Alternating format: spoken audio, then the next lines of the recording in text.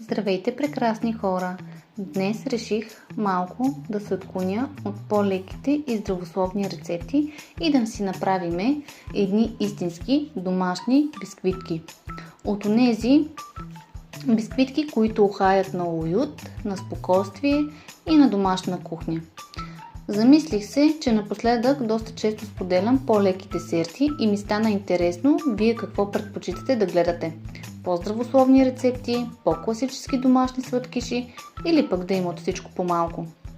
Аз лично смятам, че балансът е най-хубавото нещо. Не е нужно всеки десерт да е нискокалоричен, както не е нужно и всеки ден да се прекалява със сладкото. Понякога просто ни се хапва нещо вкусно, домашно и приготвено с желание.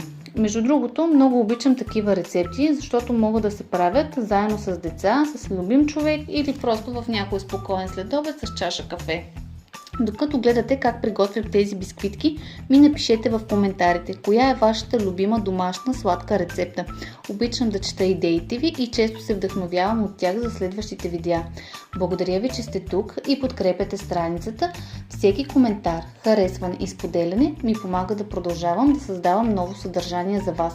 А сега ви оставям да се насладите на тези невероятни бисквитки, които станаха толкова вкусни, че изчезнаха почти веднага.